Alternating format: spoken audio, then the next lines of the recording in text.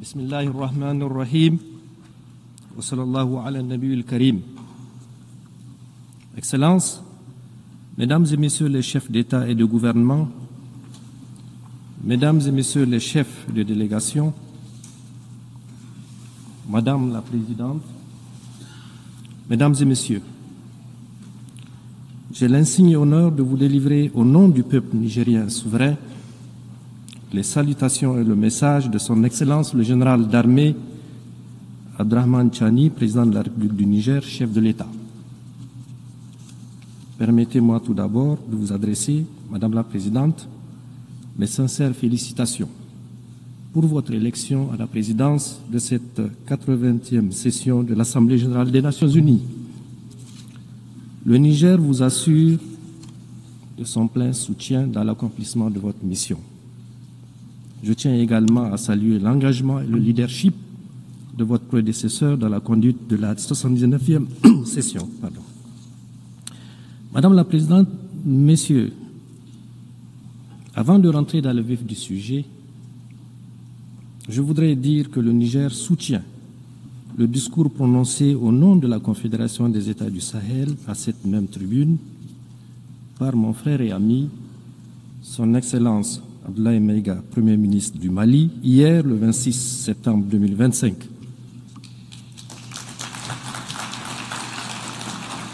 Il a ainsi exprimé avec force les aspirations de notre Confédération et de son peuple au respect de notre souveraineté, à la défense de nos intérêts et à la coopération sincère avec tous les pays épris de paix et de justice.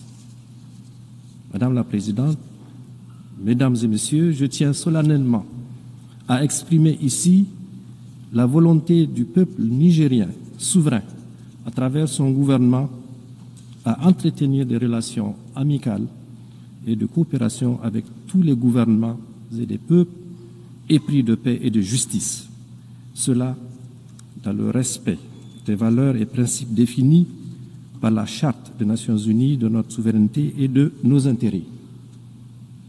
Comment d'ailleurs peut-il en être autrement quand on sait que tout au long de leur histoire, les peuples de l'espace nigérien et du Sahel en général, riches de leur grande diversité sociale et culturelle, ont toujours su puiser dans leurs valeurs ancestrales pour tisser des liens séculaires et coexister harmonieusement entre eux et avec leurs voisins. Parmi ces valeurs qui fondent notre lien social, notre unité et nos aspirations communes, figurent en bonne place le brassage interethnique et la parenté à plaisanterie, le respect de l'altérité, la tolérance religieuse, la solidarité, la paix. Tout au long de notre histoire, nous avons renforcé le brassage entre les populations Hausa, Zerma, Peul, Touareg, Kanouri, Gourmanché, Toubou, Arabe, Boudouma. Ce brassage nous a permis de créer des liens de sang et des alliances indestructibles entre les Nigériens. Madame la Présidente, Mesdames et Messieurs, vous pouvez le constater aisément, le peuple nigérien, les peuples du Sahel, donc, ont une grande tradition de vivre ensemble dans la diversité, la solidarité, la paix et la cohésion.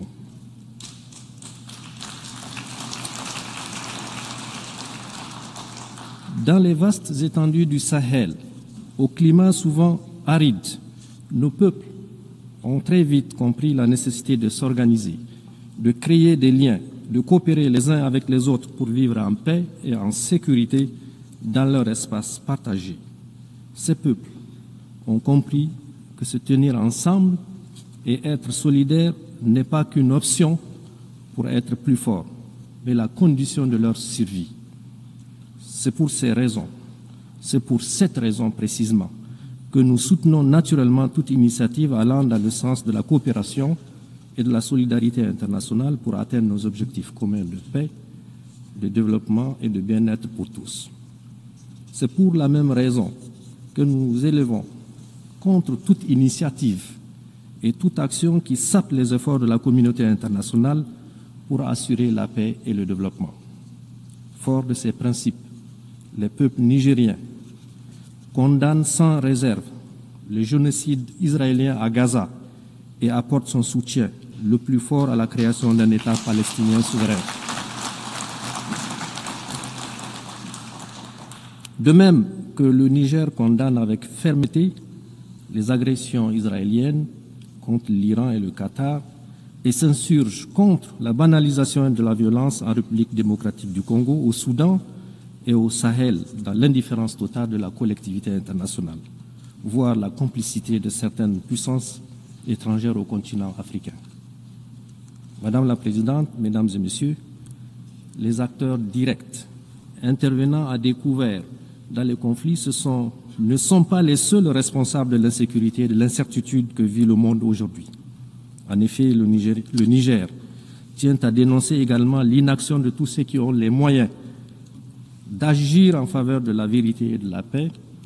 Le silence de ceux qui ont la voix porte l'indifférence des égoïstes qui sont prêts à déstabiliser des pays en toute une région pour leurs seuls intérêts.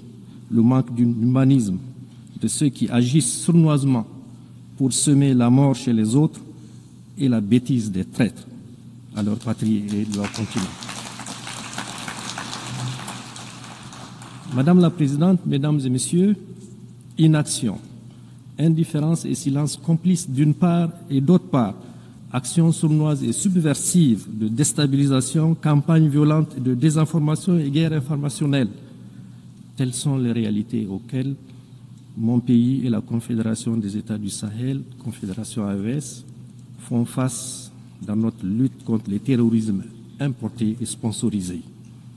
Le Niger en particulier vit depuis le 26 juillet 2023, date à partir de laquelle le peuple nigérien souverain a décidé de prendre son destin en main.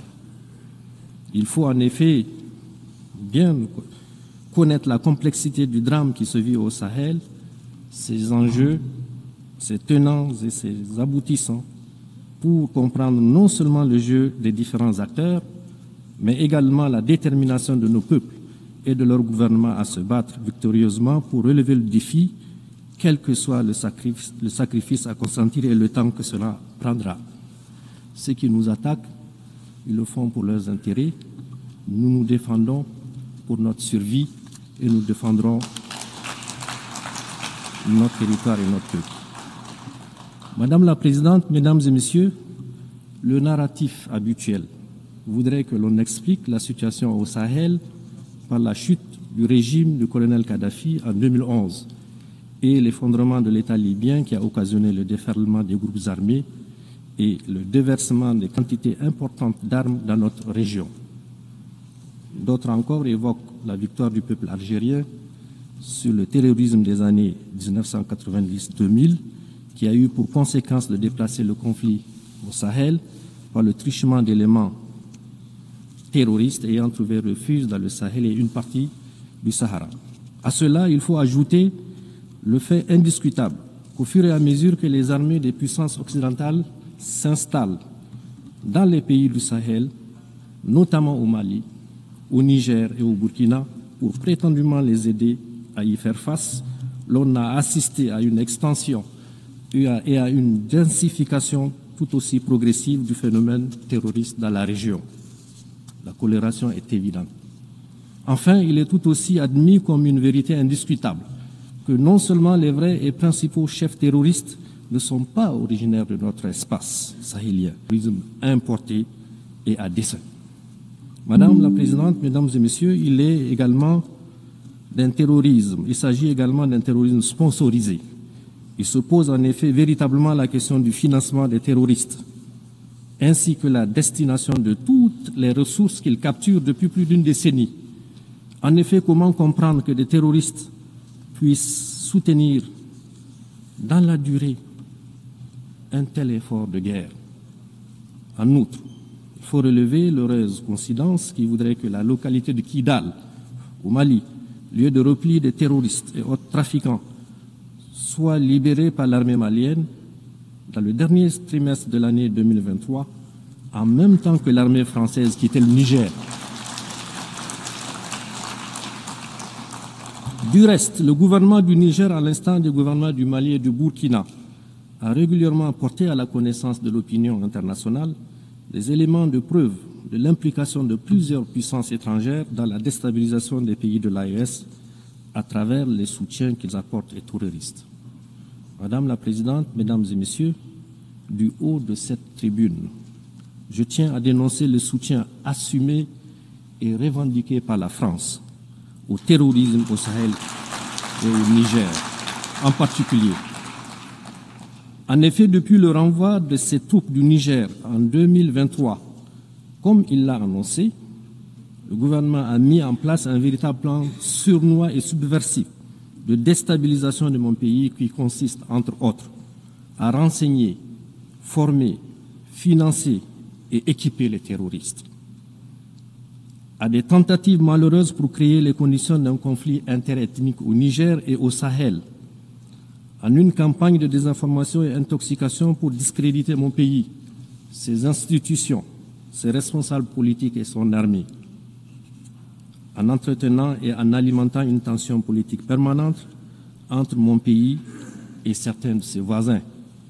À cela, il faut ajouter la guerre économique et financière sans précédent qui consiste notamment dans la volonté haineuse de la France de saboter tous nos projets de développement en démobilisant les investisseurs et en votant systématiquement contre mon pays au niveau de toutes les institutions financières internationales telles que la Banque africaine de développement, la Banque mondiale et le FMI.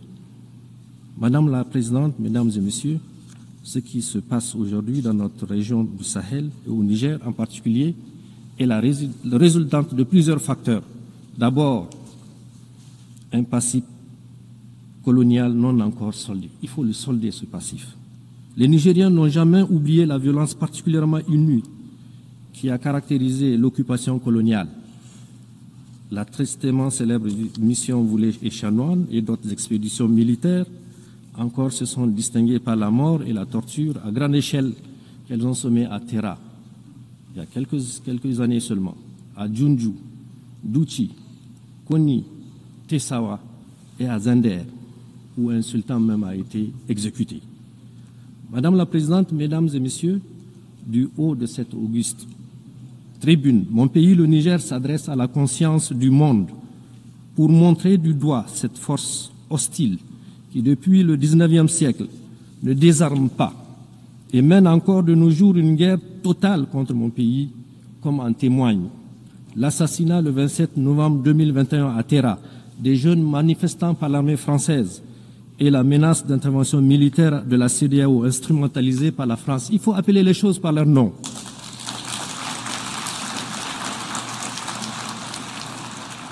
Le terrorisme abject commandité par ce pays qui commet des crimes odieux dans l'espace AES, notamment celui de Fambita, où le 21 mars 2025, 44 fidèles musulmans ont été froidement exécutés en pleine prière de vendredi. Cette tribune m'offre aussi l'occasion de rendre un hommage et d'avoir une pensée pieuse pour tous nos soldats tombés et les civils assassinés par les balles de nos ennemis. Ces crimes nous rappellent d'ailleurs ceux commis par la France au Niger depuis 1899 et qui saignent encore dans notre mémoire collective. Au nom du droit de l'homme, je parle des victimes innocentes de la mission Afrique centrale, je parle des villes et des villages pillés et incendiés, je parle des carnages de Djoundjou et de Lougou, je parle des villes martyrs de Kouran-Kalgo où la population a été entièrement exterminée, de Birnukoni où plus de 7000 morts ont été jetés dans des fosses communes.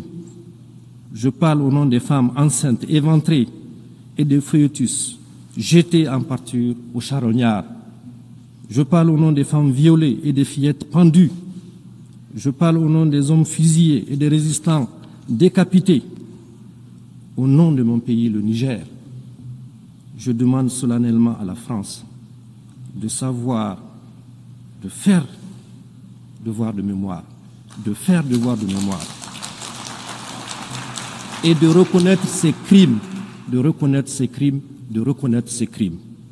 À ce sujet, d'ailleurs, le général Tchiani a mis en place une commission d'experts, d'universitaires et des scientifiques pour étudier cette période sombre de notre histoire et écrire l'histoire véritable de notre pays afin de rétablir les faits, de rétablir la vérité, nous réapproprier notre histoire et de donner à notre grand peuple toute sa dignité. Ensuite, le pillage de nos ressources au détriment des Nigériens et de l'environnement. En effet, un demi-siècle d'exploitation, l'uranium n'a apporté aux Nigériens que misère, pollution, rébellion, corruption, désolation et aux Français, prospérité et puissance. Vous allez à Arlit aujourd'hui, toutes les nappes phréatiques sont contaminées. C'est inacceptable. Aussi, depuis l'avènement du Conseil national pour la sauvegarde de la patrie et la décision du gouvernement du Niger d'exercer sa souveraineté sur ses ressources, ce gouvernement, en désarroi, cherche à nous entraîner dans des procès interminables pour arrêter l'exploitation et la vente de notre minerai. Madame la Présidente, Mesdames et Messieurs, j'aimerais cependant dire avec force que loin de briser notre élan, l'adversité à laquelle nous faisons face a renforcé notre conviction, notre détermination à combattre jusqu'à la victoire finale, Inch'Allah, les terroristes et leurs sponsors.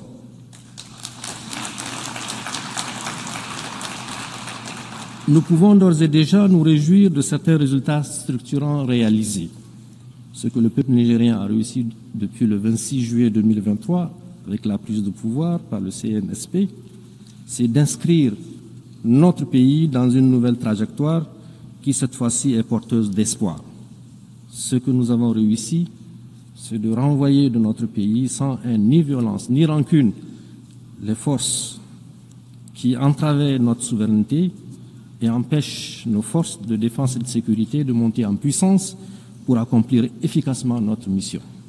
La doctrine des soldats nigériens, des militaires nigériens, on ne devrait recevoir aucun soldat sur notre territoire. C'est une mission qui nous revient à nous. Ce que nous avons réussi, c'est de dénoncer tous les contrats, textes législatifs, traités et conventions injustes qui ne vont pas dans le sens de l'intérêt de notre peuple et de notre pays. C'est un signal fort pour tous ceux qui ont l'habitude et l'intention de piller le Niger que désormais notre pays défendra ses intérêts sans complaisance et avec tous les moyens à notre disposition. Ce que nous avons réussi, c'est l'affirmation de notre souveraineté sur nos ressources naturelles longtemps spoliées et pillées par des puissances étrangères, avec la complicité, malheureusement, de certains de nos compatriotes. Ce que nous avons réussi, c'est l'unité de notre peuple sur des questions d'intérêt national. Désormais, tous les Nigériens regardent dans le même sens, dans la même direction, celle qui préserve l'intérêt supérieur de notre pays. Les Nigériens ont compris que la bataille qui se mène est une question collective, d'où l'émergence spontanée de nouvelles devises populaires, la Boussanino en germain, Zanchankasani en Hausa, Haleleidino en Fulfouké, ce qui signifie qu'il s'agit là d'un enjeu véritablement national. Ce que nous avons réussi, c'est de réveiller le patriotisme et le bâtisseur des nations qui dort en chacun d'entre nous. Les Nigériens, longtemps foulés aux pieds par des individus au service des intérêts personnels, se disent aujourd'hui qu'ils sont des partisans de cette souveraineté qu'il faut absolument défendre. Ce que nous avons réussi, c'est le soutien sincère de la population au gouvernement, qui font désormais corps pour engager le pays sur la voie du progrès. Ce que nous avons réussi, c'est de prouver que le Niger peut tenir debout, faire face courageusement et avec succès au terrorisme, assurer ses dépenses de souveraineté, faire des dépenses d'investissement, bref, vivre sans la prétendue assistance étrangère, souvent utilisée pour menacer ou humilier notre peuple. Ce que nous avons réussi, c'est que pour la première fois dans l'histoire de notre pays, les décisions qui engagent notre pays, notre peuple, sont prises au Niger, par des Nigériens, et dans l'intérêt du Niger et nulle part ailleurs. C'est d'ailleurs ce qui a permis, en toute responsabilité, et malgré le contexte difficile que nous connaissons, de prendre des mesures sociales à la fois symboliques et fortes, qui sont entre autres la baisse des prix à la pompe de l'essence et du gasoil, la diminution des coûts de certains actes médicaux et chirurgicaux, la baisse des frais de scolarité et le soutien au prix de certains denrées de première nécessité. Madame la Présidente, Mesdames et Messieurs, comme vous pouvez le constater, notre pays, le Niger, s'est engagé dans une nouvelle dynamique de gouvernance. Cette approche a été consolidée par les assises nationales tenues à Niamey du 15 au 20 février 2025 et a rassemblé l'ensemble des forces vives de la nation. Ces assises ont abouti à l'adoption d'importantes recommandations et à l'élaboration d'une charte de refondation. Elles ont également permis, conformément à la charte, de mettre progressivement en place nos institutions, le Conseil consultatif de refondation, la Cour d'État, la Cour des comptes, la Commission de lutte contre la délinquance économique, financière et fiscale, l'Observatoire national de la communication, l'Autorité de régulation de la commande publique. Ensuite, sur le plan diplomatique, le Niger a non seulement élargi sa carte diplomatique avec l'ouverture de plusieurs représentations diplomatiques et postes consulaires, mais également a redéfini le cadre de sa coopération avec ses partenaires. Ce cadre est désormais fondé sur le respect absolu de notre souveraineté, de nos choix stratégiques et des aspirations légitimes du peuple nigérien. Le Niger n'est donc pas isolé. De même, le Niger s'est également engagé dans un vaste programme de production agricole visant à assurer l'autosuffisance alimentaire de ces laborieuses populations dans la mise en œuvre de milliers d'hectares de terres arables à travers la grande irrigation que le chef de l'État a demandé qu'elle soit une réalité. Les résultats auxquels nous sommes parvenus sont encourageants en un an de mise en œuvre. En effet, pour la première fois de notre histoire récente, le pays ne connaît pas de période de soudure. Cette période au cours de laquelle, généralement, l'aide alimentaire est sollicitée auprès de la communauté internationale. Notre ambition est que le Niger conquiert sa souveraineté alimentaire, Inch'Allah. Nous ne demanderons plus d'aide alimentaire pour nourrir nos populations.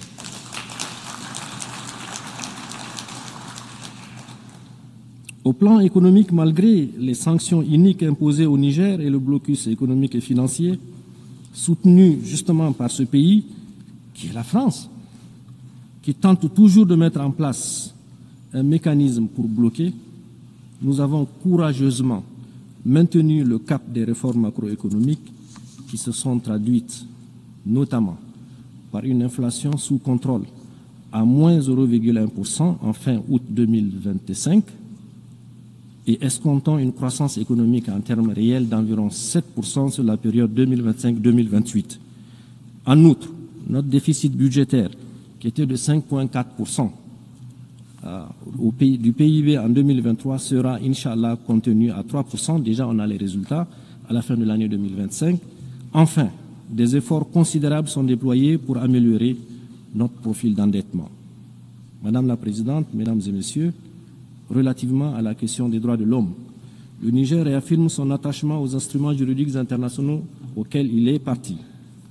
Toutefois, il dénonce avec force l'approche différenciée et sélective observée dans l'application des principes des droits de l'homme par certains pays dont le seul but est de nuire à l'image de nos États.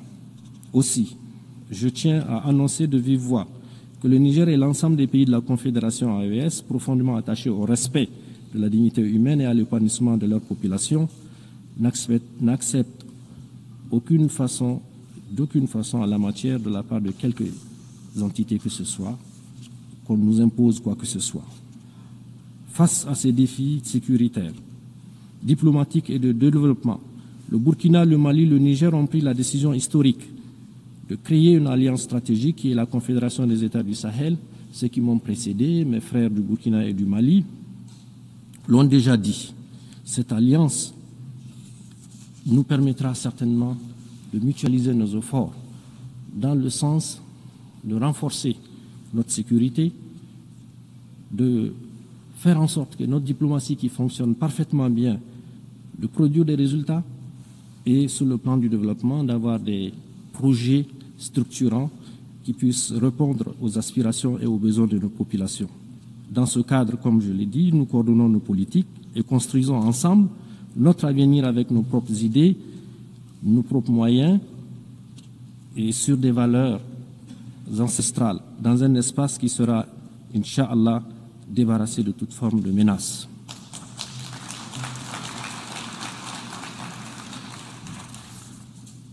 Pour conclure mon propos, je dirais que le Niger, terre millénaire aux confins du Sahara, fait face, de par son histoire et de sa géographie, à des adversités multiples. Il faut le dire, les effets du changement climatique, des sécheresses suivies des inondations qui rendent la vie de nos agriculteurs et éleveurs de plus en plus précaire, les défis de nos populations et le maintien d'une grande partie de notre jeunesse dans le besoin, malgré la richesse de notre sous-sol longtemps exploité par des puissances étrangères. Le terrorisme encouragé et financé par les puissances occidentales.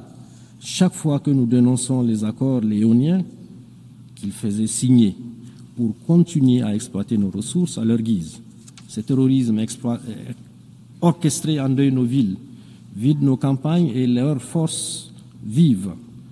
De leurs forces vives et annissement la terreur et prive nos populations rurales d'écoles et de soins médicaux. Mais le Niger, ensemble avec les deux autres pays, le Burkina et le Mali, sont en train de reconnaître, de renaître. Et la refondation est aujourd'hui en marche, sous l'impulsion de nos trois chefs d'État et par la ferme volonté de son peuple déterminé à prendre en charge son destin. La refondation en cours au Niger n'est pas une rupture avec la communauté internationale, mais l'affirmation solennelle de notre souveraineté, de notre dignité et de notre droit inaliénable à choisir nos partenaires pour le bien-être de nos enfants. Notre priorité absolue demeure donc la sécurité, la lutte contre le terrorisme que nous avons engagé. Nous la faisons pour nous-mêmes, pour notre région, pour la stabilité du monde entier d'ailleurs. Car nous avons compris que nous ne pouvons compter que sur nos propres forces et non sur l'ONU. L'ONU impuissante, gênée par les droits de veto des pays occidentaux. Il faut que l'ONU se réforme. La refondation du Niger passe aussi par le progrès économique à travers une exploitation judicieuse et responsable de nos ressources naturelles immenses et variées. Nous avons décidé que ces richesses profitent davantage à notre peuple.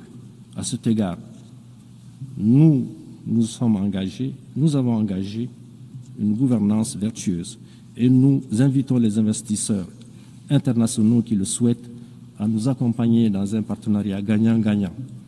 Nous tendons la main à tous les pays du monde qui croient en un partenariat fondé sur le respect mutuel, sur la justice et la solidarité. La refondation, c'est aussi et surtout assurer la sécurité et l'autosuffisance alimentaire dans notre pays. À cet égard, notre gouvernement mise sur l'agroécologie et la grande irrigation. Je le disais plus haut, compter sur nos propres moyens reste le credo du chef de l'État, le général Tchani. Madame la Présidente, nous croyons encore au multilatéralisme qu'on voit pour relever les défis globaux. Cependant, cette valeur doit être réformée pour être plus exclusive, inclusive et plus juste. L'Afrique doit avoir sa place, la place qui lui revient dans les instances de décision internationales, y compris au Conseil de sécurité. La voix de l'AES doit être entendue lorsqu'on discute de la paix dans le monde. Nous avons notre partition à jouer. Travaillons ensemble à bâtir. Travaillons ensemble à bâtir un monde plus juste, plus équilibré, plus résilient. Un monde où la sécurité n'est pas le privilège de quelques puissances, mais le droit de tous les pays, qu'ils soient grands ou petits. Un monde où la vie de chaque nation compte sans aucune discrimination et où les cris des peuples sont entendus. Mesdames et messieurs, je vous remercie au nom de mon pays, le Niger et de l'AES.